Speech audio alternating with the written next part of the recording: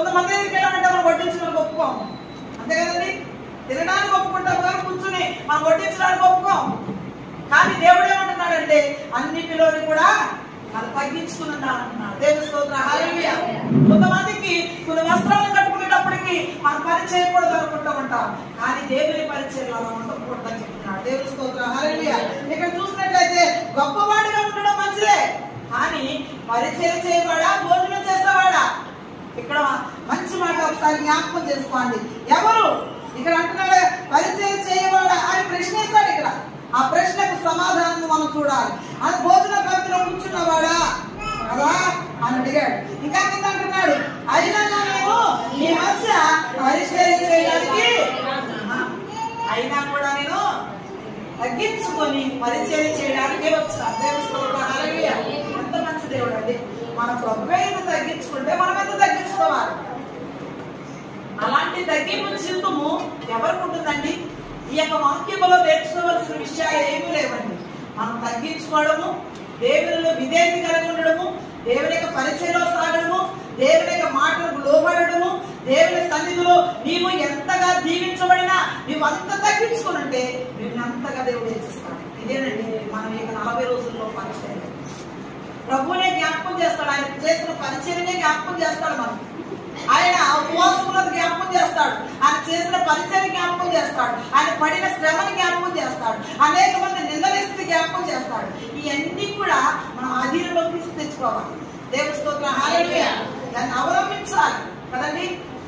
వంట చేయాలి అంటే కూర ఎలా ఉండాలో, అన్నం ఎలా ఉండాలో మనం ఏం చేస్తాం? తెలుసుకుంటాము, నేర్చుకుంటాము. ఈ రోజున సెల్ వచ్చింది కదండి. సెలలో యూట్యూబ్ కొట్టగానే వంట ఎలా తయారు చేయాలి, స్వీట్ ఎలా వండాలి అని చెప్పగానే చక్కగా అన్ని ఐటమ్స్ బుర్రంతా అక్కడ పెట్టేసేసి చక్కగా ఐటమ్స్ తయారు చేసేస్తాం. మంచి మంచి పిండి వంటలు తయారు చేస్తాం.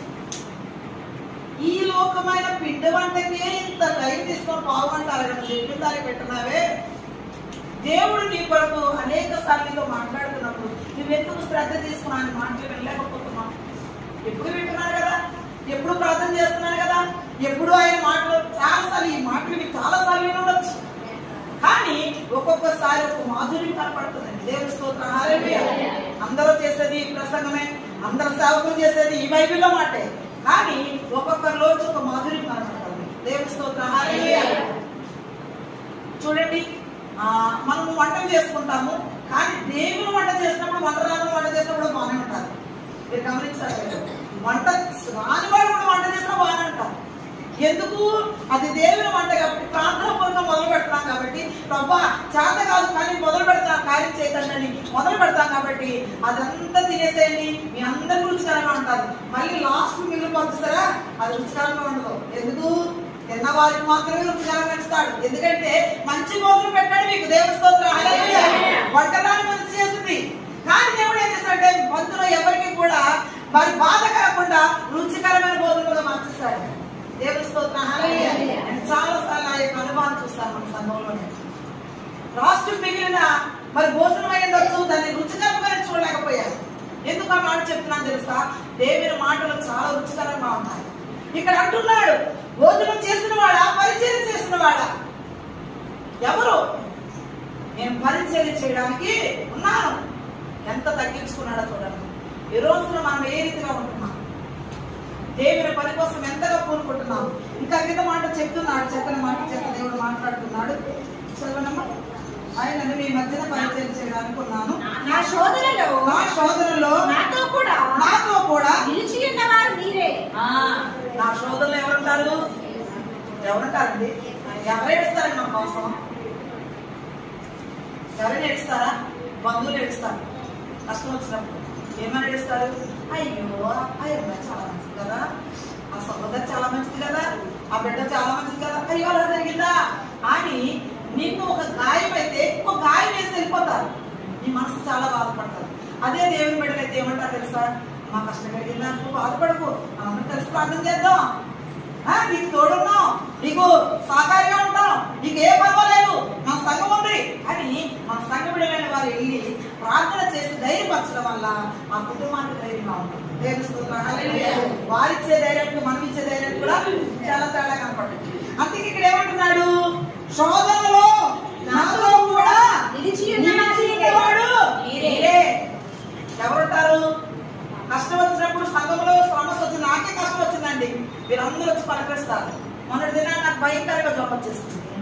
వచ్చేసి ఏం చేయాలో తెలియదు, కిందకెళ్ళి పడుకోలేక పైకెళ్ళి పడుకున్నాను.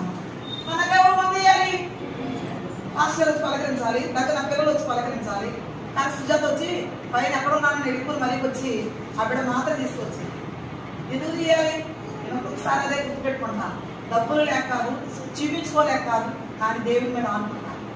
ఈరోజు నేను అదే చెప్తున్నాను, నా విశ్వాసమే నన్ను కాపాడిందని. కాబట్టి మీకు ఇంత స్పష్టంగా చెప్పగలుగుతున్నాను. కూర్చున్నాను, మరి చాలా విపరీతంగా జ్వరంగా ఉన్నాను. వచ్చింది ఆ బిడ్డ, మరి తనతో పని తను చేసింది, మాత్ర తీసుకొచ్చింది. మరి ఎంత తెచ్చిందో నాకు తెలియదు, కానీ అయ్యో రెండు మాత్రం తెచ్చింది. దేవుడు నన్ను స్వస్థపరిచింది. ఎందుకంటే ఇది దేవుని బిడ్డ కాబట్టి దగ్గర డబ్బు వచ్చిందో డబ్బు లేక తెచ్చిందో నాకు తెలియదు. అంటే దేవుడు ఫలానా బిడ్డ అక్కడ ఉంది, వెళ్ళు అంతే. అక్కడ ఏమి నేను రమ్మని చెప్పలేదు కదా, మీకు అవగాహన చెప్పాను, మా ఇంట్లో వాళ్ళు కూడా చెప్పాను. దేవుని స్తోత్రం, హల్లెలూయా. కాబట్టి మనకి పరిచర్యలో నిలవాలి అంటే దేవుని బిడ్డలుగా మనకు ఒకరికొకరు సహకారం చేసుకోవాలి. దేవుని స్తోత్రం, హల్లెలూయా. ఒక జోడు కొనుక్కోవాలనుకుంటాను, కానీ నా దగ్గర డబ్బులు లేక కాదు. ఎన్ని డబ్బులు తీసుకున్నా ఒక 300 రూపాయలు కొనుక్కోలేనా? కొనుక్కోవచ్చు, కానీ కొను. దేవుడు ఇచ్చేవారికి ఎదురు చూస్తాను. ఇస్తే అంది దేనికో డబ్బులు ఇవ్వాలి, దేనికోసం డబ్బులు ఇవ్వాలని ఎందుకు మాస్టర్స్ చేయలేదు, నేను అప్పుడు రాలేకపోయాను కదండి. మరి ఈ 300 మీరు జోడు కొనుక్కోండి, నా జోడు వస్తుందో నాకు ఏం తెలుసు. దేవుడు అవసరం చెప్తున్నాను, ఇక్కడ నేను పేరు పెట్టి చెప్పాలని మీరు అనుకోవచ్చు. దేవుడు మన కొరకు దాచుంచి మీరు ఎలా ఉంటారు చూడండి. నేను జోడు కొనుక్కున్నాను, దేవుని స్తోత్రం. అంటే మీరు ఇస్తున్నారు, మీరు ఇవ్వట్లేదని కాదు, మీరు ప్రతి అవసరం కూడా నా దేవుడు నా సంఘ బిడ్డ ఎలా తీరుస్తాడని చెప్తున్నాను.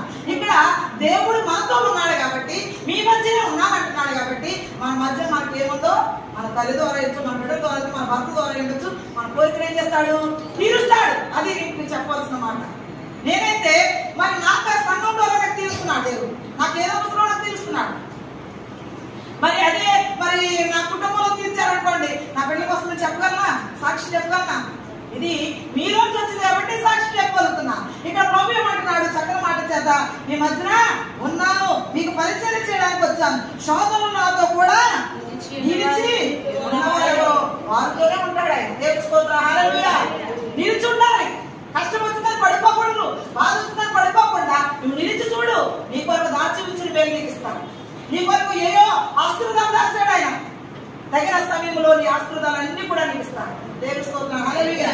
నువ్వేమి బాధపడకు, నువ్వు ఎంతమంది దగ్గర అవమానపడుతున్నావో, ఏమి లేదనుకుంటున్నావో అన్ని నా దేవుడు ఇస్తాడు. దేవుని స్తోత్రం, హల్లెలూయా. ఇచ్చే దేవుడు ఆయన. ఆయన దగ్గర మనం ఎందుకు వచ్చాం? ఇస్తాడేనే వచ్చాం, ఆయన ఇస్తాడు. నువ్వు నమ్మకంగా జీవించడంతే. నీకు వస్తువు లేదో బాధపడకు, నీకు ఇస్తాడంతే. నమ్మి విశ్వాసం ఉంచు. నువ్వు సంవత్సరం దగ్గర కూడా నీకు వస్తువు కొనుక్కుంటావు. దేవుని స్తోత్రం, హల్లెలూయా. అందుకే అంటున్నాడు కదా, ఈ కుంచుములో ఎంతలో అన్నాడండి? ఈ కుంచుములో నమ్మకంగా ఉండు, నీకు ఎన్ని కావాలని ఇచ్చేస్తాడంతే. కానీ విశ్వాసం కోల్పోకండి, మధ్యలో కోల్పోతున్నాం కాబట్టి మహిళ చూడలేకపోతున్నాం. ఈ డబ్బు పట్టుకెళ్ళి డాక్టర్ గారు, ఈ డబ్బు పట్టుకెళ్ళి దానిలోనూ పడసేస్తే ఆ డబ్బు ఏమైపోతుందండి? కొనుక్కోవలసిన వస్తువా, సంపాదించుకోవలసిన మరి బట్టలు అయి ఉండొచ్చు, లేకపోతే ఇంట్లో అయి ఉండొచ్చు, ఏదో వస్తువు అయి ఉండొచ్చు, మనం కొనుక్కోలేకపోతాం. కొనుక్కునే స్తోమతను ఇవ్వాలి అంటే అర్థమైన ఖర్చు కొన్ని తగ్గిపోవాలి. దేవుని స్తోత్రం, హల్లెలూయా. మందు వాడతానండి, 1000 రూపాయలు అవుతున్నాయి. ఆ 1000 రూపాయలు మిగిలితే ఇప్పుడు వస్తువు కొనుక్కోలేదా? ఆ మందులు ఏం చేయాలంటే దేవుని మీద భారం వేసుకుని, ఆ యొక్క భారం వేసుకుని ప్రార్థన చేసుకుంటే ఈ మందులకు వచ్చి ఏం చేస్తాడు? దేవుడు తగ్గిస్తాడు. హాస్పిటల్కి వెళ్ళకుండా డాక్టర్ గారికి ఒక ఎంట్రన్స్ ఫీజు ఎంత కట్టాలండి? 500 కట్టాలి. 500 ఏమిటి ఇచ్చే? మీకు ఎందుకు బాగు చేయడం నేను అడుగుతాను. మనం ఇవ్వలేదు. దేవుడికి ఇచ్చే బదులు ముందు ఆమెకి ఇచ్చిన 2000 కట్టమన్నా కట్టేస్తామా? దేవుని స్తోత్రం, హల్లెలూయా. అలా నిలబడ్డ మీరందరూ చాలా మంది దీవించబడ్డారు. దేవుని స్తోత్రం, హల్లెలూయా. అది నాకు కూడా తెలుసు. మరి యొక్క మాటను బట్టి మరొక మాట చూద్దామండి. 29వ వచనం దగ్గర నుంచి, కనుక నా తండ్రి నాకు రాజ్యములు నియమించినట్లుగా నా రాజ్యములో నా బల్ల యొద్ద అన్నపానములు పుచ్చుకొని సింహాసనముల మీద కూర్చుండి ఇశ్రాయేలు 12 గోత్రముల వారికి నీవు తీర్పు తీర్చుటకై నేను నీకు రాజ్యములను నియమించుచున్నాను. ఏది నియమిస్తున్నాడండి? రాజ్యములను నియమిస్తున్నాడండి. 29వ వచనం దగ్గర నుంచి చక్కని మాట. కనుక నా తండ్రి నాకు రాజ్యమును నియమించినట్లుగా దేవుని సన్నిధికి రాజ్యము కొరకు నియమించ ప్రారంభించాలి అంటే దేవుడిని అడగాలి. ఇక్కడ అంటూ ఉన్నాడు కదా, ఆ రాజ్యములో ఆ బల్ల యొక్క అన్నపానములు తీసుకోవాలండి. ఏంటంటే ఆయన బల్ల దగ్గర మనం ఏం తీసుకోవాలి? ఇప్పుడు ఆయన బలిపీఠం ఉంది, ఆయన బలిపీఠం దగ్గర ఏముంది? భోజనం ఉంది. ఏ భోజనము? ఆత్మీయ భోజనము. శారీరకమైన భోజనం కాదండి. శారీరకమైన భోజనం ఇంటి దగ్గర ఉంటుంది, ఆత్మీయమైన భోజనం ఇప్పుడు ఉంటుంది. ఈ భోజనం కడుపుని మనం నింపుకుని వెళ్తే దేవుడు ఏ రోజు రానివాడు. దేవుని స్తోత్రం, హల్లెలూయా. ఈ ఆత్మీయ భోజనం కోసమండి దేవుని దగ్గరకు వచ్చేది. అలాంటి భోజనం మనం చేస్తే మనల్ని సింహాసనం మీద కూర్చోబెడతాడట. దేవుని స్తోత్రం, హల్లెలూయా. సింహాసనం మీద రాజులు కూర్చుని చోటున, అధికారులు కూర్చుని చోటున, లేకపోతే ఎవరు తెలియని మంచి ఫుడ్ తినేలాగా, మా ఎవరు కట్టలేని బట్టలు మనం కట్టుకునేలాగా, ఎవరు వేసుకోలేని వస్తువులు మనకి ఇచ్చేలాగా. ఎంత అద్భుతం అండి. ఏ లక్ష్యం కూడా చెప్పింది కదా, 3 ఆకులు కూర్చోండి. ఎంత అడిగి తెలుసా? అది మీరు చాలా ఆవిడ సాక్ష్యం ప్రారంభించిన కానీ చాలా మంది ఆలకించారమ్మా. ఇది కొత్తగా చెప్పడం కాదు. 3 ఆకులు గుడుసు, 3 ఆకులు గుడుసానది. గుడుసానది ఎలా 3 అంతస్తులు కట్టుకుని అలా ఈయకులు వారు వచ్చి ఇల్లు చూసి పడిపోయారండి. ఎంత అద్భుతం అండి. నిజంగా దేవుడిని ఎలా అడిగేటప్పుడు ఎలా అడగాలంటే చిన్నగానే ప్రారంభించాలి. తండ్రి నాకు పెద్దది ఇచ్చేయకూడదు, చిన్నగా ప్రారంభించిన ఈ ప్రార్థన మనం ఇప్పటికీ మర్చిపోం. దేవుని స్తోత్రం, హల్లెలూయా. ఆ బిడ్డతో పాటు చాలా మంది రక్షణ పడ్డారు. ఆ బిడ్డతో పాటు కొడి లేని వాళ్ళు వచ్చేవారు. మరి ఆ బిడ్డతో పాటు మరి చాలా నేర్సాలతో బలహీనతో వచ్చారు. చాలా మంది చచ్చిపోయారు, వారు గుళ్ళకి వెళ్ళిపోయారు, వారు ఎవరో రమ్మంటే వెళ్ళిపోయారు. కానీ ఆ బిడ్డ మాత్రం ఇక్కడే నిలబడ్డా. దేవుని స్తోత్రం, హల్లెలూయా. చిన్న పని గొర్రెలు ఉండకూడదండి. ఆ 3 ఆకులు గుడిసాలని దేవుడు ఆ బిడ్డ దగ్గర ఏ డబ్బులు లేకుండా ప్రారంభించి ప్రతి అంతస్తుకి, ప్రతి ఒక్క పనికి కూడా ప్రార్థన ప్రమాణాలు నువ్వు కూడా అలా ప్రారంభించాలి. ఏమి లేదనుకుంటున్నావేమో, 100 రూపాయలు పట్టుకుని ప్రభా ఇదిగో ప్రారంభిస్తున్నాను, ఈ 100ని 1000 కొత్త లక్షలుగా మార్చుకుంటాడు మొదలుపెట్టు. నీ మంచి ఇల్లు పట్టుకుంటావు. దేవుని స్తోత్రం, హల్లెలూయా. నీకేం అవసరమో నీకు అందిస్తాను. దేవుని దగ్గర ఏమున్నట్టు? ఆయన పొల దగ్గర అన్నపానములు ఉన్నాయట. దేవుని స్తోత్రం, హల్లెలూయా. ఆయన సన్నిధికి మనం ఎందుకు వచ్చామంటే దేవుని దగ్గర అన్నపానములు తీసుకోవడానికి వచ్చాము. ఇక్కడ అంటున్నాడు, పుచ్చుకుని సింహాసనము మీద కూర్చుండి ఇశ్రాయేలు 12 గోత్రముల వారిని కూడా తీర్పు తీర్చాడండి. 12 గోత్రాల వారికి, 12 గోత్రాల వారు అంటే మరి ఆయా ప్రదేశాల్లో ఉన్న ప్రతి ఒక్కరిని కూడా పిలుస్తున్నారు. కానీ ఎంతమంది ఎన్ని గోత్రాల వారు వచ్చారో మనకు తెలియదు, కానీ ఏ గోత్రం వారు వినలేదో నాకు తెలియదు. కానీ ఈరోజు మనమే ఆయా వీధి నుంచి వచ్చాం కదండి. ఇక్కడ గోత్రం గురించి మాట్లాడాడు, మనం వీధి నుంచి వచ్చాం. వీధి నుంచి వచ్చాం కాబట్టి మన వీధి రక్షింపబడాలి అంటే మనం ఎలా నిలబడాలి? గట్టిగా నిలబడాలి. ఈ 12 గోత్రాలు, ఈ 12 మంది మరి సరైన విత్తనాలు వేస్తే అవి ఫలిస్తాయా? ఫలిస్తాయి కదండి. మీరు సరైన విత్తనాలు వేయకపోతే ఫలించు. మీరేం చేయాలంటే మీ వీధుల్లో ఒక విత్తనం నాటాలి. దేవుని స్తోత్రం, హల్లెలూయా. ఆ విత్తనం ఏం చేస్తారంటే నిన్ను బట్టి ఇంకొక బిడ్డ మాట్లాడాలి, నా కోసం ప్రార్థన చేయండి, నా కుటుంబం కోసం ప్రార్థన చేయండి, మీ పాస్టర్లతో చెప్పు, మీ పాస్టర్ గారికి చెప్పు, మీ సంఘంతో చెప్పు, మా కోసం ప్రార్థన చేయండి. ప్రార్థన చేసి వదిలేస్తారా దేవుడు? ఏదో ఒక రోజుని మనం కూడా తీసుకొచ్చేస్తాం. దేవుని స్తోత్రం, హల్లెలూయా. అలాగా మరి పాస్టర్ గారు ఇక్కడంటే భోజనాలకు చాలా కష్టమైపోతుంది. కానీ ఆ పాటింటి దగ్గర సాంబార్ వేసి పెట్టి, కాయలు వేసి పెట్టినా ఈ రోజు ఇక్కడ మాంసం కూరలు తిన్నాను, నాకు సాంబార్ వాడాయి అదే భోజనం. కానీ ఆ భోజనం కోసం చుట్టుపక్కల ఉన్న వాళ్ళు వచ్చి భోజనం చేసి ఇక్కడ ఈ భోజనం బాగుంది, ఈ సంఘంలో భోజనం పడుతుంటే తిన్నామని వెళ్ళిపోయేవారు. ఆ భోజనం కోసం సంవత్సరానికి ఒకసారి వచ్చేవారు కదా. దేవుని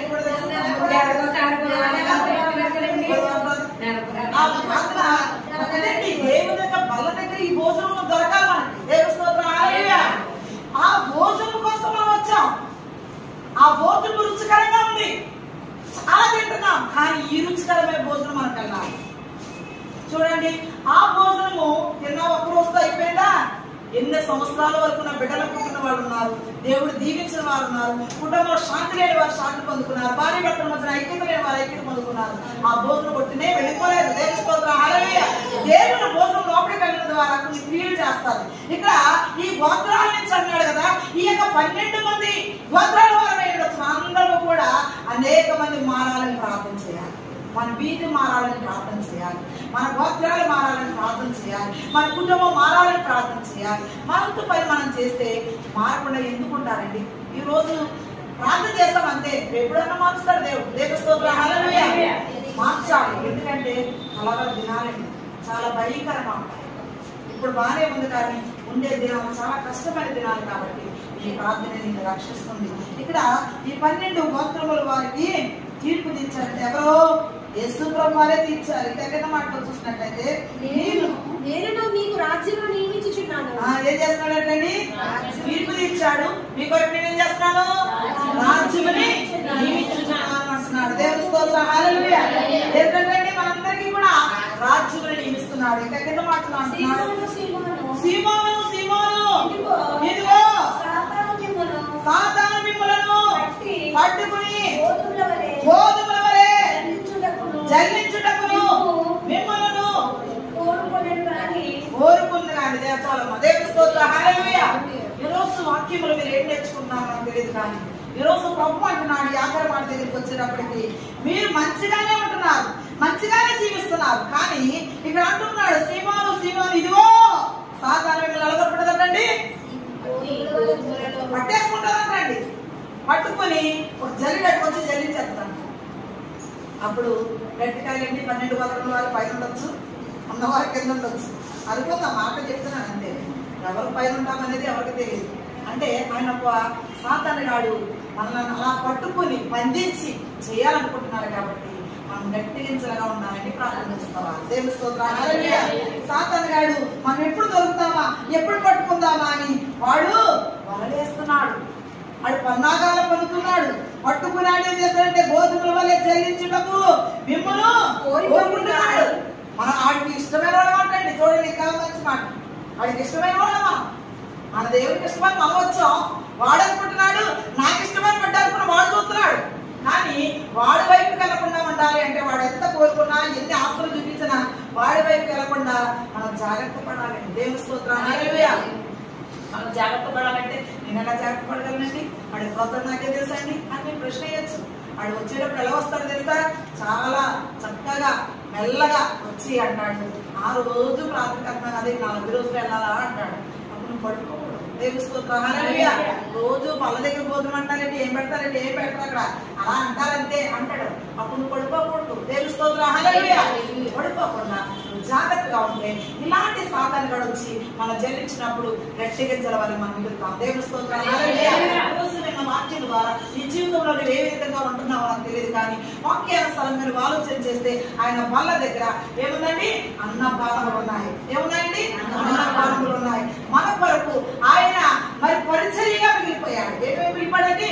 పరిచర్య చేయడానికి వచ్చాడు. పరిచర్య మనకు భోజనం పెట్టి ఆయన పరిచర్య చేస్తున్నాడు. ఈ రోజు నువ్వు భోజనం తింటున్నావంటే నీకు ప్రభు వడ్డించాలని వరకు. దేవుని స్తోత్రం, హల్లెలూయా. ఆయన వడ్డిస్తేనే మనకు నేస్తం ఉండదండి, గ్యాస్ట్రిక్ ఉండదండి, డెప్పు ఉండదండి, బాధలు ఉండదండి. ఆయన ఫుడ్ మనం తిందాం. ఆయన ఫుడ్ మనకు ఎక్కువ తిన్నాం అనుకోండి ఆరోగ్యవంతులుగా ఉంటాం. తక్కువ తిన్నాం అనుకోండి సరిగా మనము సాతాను మాటలో పడిపోతాం. కడుపు నిండా తిందాం, కడుపు నిండా తృప్తిగా ఉందాం. దేవుని స్తోత్రం, హల్లెలూయా. ఆయనతో మనము బంధాన్ని పెంచుకుందాం. ఈ 40 రోజుల్లో ఆయనతో మరి తెలిసి నా వాక్యముల మాటలు బట్టి దగ్గరైపోవాలి. దేవుడితోనే నీ బంధం ముడివేయబడాలి. 3 ముళ్ళు తాడు అంటే తెగిపోతాం కదండి. మీకు చెప్తున్నారు 3 ముళ్ళు తాడు తెగిపోతాం, గట్టిగా ఉంటాడు. ఇప్పుడు యేసులో ఆ 3 ముళ్ళగా గట్టిగా వేసుకోవాలి. దేవుని స్తోత్రం, హల్లెలూయా. అంటే ఆయనతో ముడివేయబడాలి. ఏంటండి? యేసు ప్రభువుతో ముడివేయబడాలి. అప్పుడు మన ఎవ్వరు చంపలేదు, ఎవ్వరు మనం పడగొట్టలేదు. దేవుని వాక్యాన్ని బట్టి ఆయన దగ్గర ఏముందో అని చెప్పాడు. ఆయన మనకి ఎలా పరిచయం చేస్తున్నాడో చెప్పాడు. ఎవరికి తీర్పు తీరుస్తానని చెప్పాడు. ఆయన మరి వాక్య భాగంలో చెప్పినట్లుగా సాతానుగాడు వచ్చి మిమ్మల్ని జల్లించినప్పుడు మనం జాగ్రత్త పడాలి. ఇంకా పరిశుద్ధ వాక్యం అనేక వాక్యాలు ఉన్నాయి. మీరు ఇంకా రేపు దినాన్ని కూడా నేర్చుకుంది. కానీ మరి ఈ వాక్యాన్ని బట్టి దేవుడు మనందరి కుటుంబాలు కూడా దేవుడు దీవించి ఆశీర్వదించాలని ఇంకా అనేక మన వాక్యత దేవుడు మాట్లాడాలని ప్రార్థన చేసుకుందాం. అందరూ కళ్ళు చూస్తున్నామండి సమయంలో.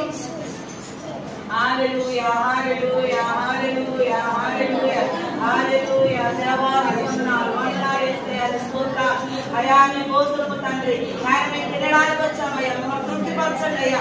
రుచికరమైన భోజనంగా చేయండి ప్రభు. స్తోత్రం. హల్లెలూయా, హల్లెలూయా, హల్లెలూయా, హల్లెలూయా, హల్లెలూయా, హల్లెలూయా, హల్లెలూయా, హల్లెలూయా. తల్లికున్నదా తండ్రికున్నదా నీ ప్రేమ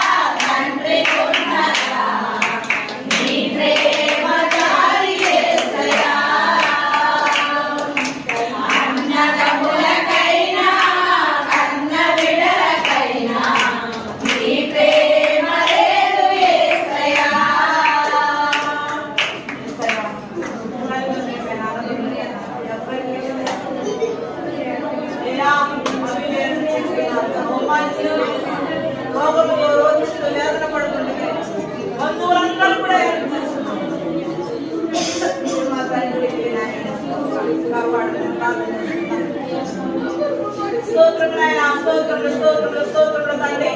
సంగీతంలో పాటల ద్వారా స్తుతించిన ప్రభా బిడ్డల తండ్రి బిడ్డలు ప్రార్థన చేస్తారు తండ్రి. నేను బిడ్డ ప్రార్థన ఆత్మభారకరి అనేక విషయాలు కొరకు ప్రభా బిడ్డలు బట్టి నీ వందనాలు తెలుస్తున్నాను. మరి నాయన అలాగే నాయన బిడ్డ మరి ప్రభా తండ్రి నాయన మరి తండ్రి నాయన స్తోత్రాలు నాయన సంగడి సాక్ష్యాన్ని ప్రభా బిడ్డ మరి చెప్పడానికి ఆయన నీ కృప చూపించావు ఏ విషయాన్ని ప్రభా దాన్ని బట్టి నీ వందనాలు చెల్లిస్తున్నాను తండ్రి. మన కలుపు సాక్ష్యంలో అనేక మన కన్నీటి సాక్ష్యం అందులో ఉంది ప్రభా దాన్ని బట్టి నీ వందనాలు చెల్లిస్తున్నాను. అలాగే మన నిలబెట్టి మాట్లాడే ప్రతి మాట కూడా అక్కడ మీకు అర్థమైన ఆలోచిస్తున్నాను ప్రభా నేను అర్థమైన చేతండి. నాకు అంత జ్ఞానం లేదు ప్రభా నేను ఏమైనటువంటి నవ్వలేదు తండ్రి. నేను ఇచ్చిన జ్ఞానంతోనే బిడ్డలతో మాట్లాడుతున్నాను తండ్రి. ఆ వాక్యాన్ని బిడ్డలు ఎవరు వేసుకుని వాక్యానుసారంగా జీవించడానికి సహాయం చేయమని ప్రభా ప్రార్థన చేస్తున్నాను తండ్రి. ఉచితమైన ప్రతి బిడ్డ కూడా దీవించండి. పరములు చెంత నింపండి ప్రభా ఆయన సంఘాలు ప్రభా బలపరచండి అయ్యా. మూడు సంఘాలు దీవించండి ప్రభా అనేకమైన ప్రభా నాయన సోదరులు కలిపిలు కలిగిన అన్నింటిలో కూడా కాపాడుకుంటూ నడిపిస్తున్నావయ్యా.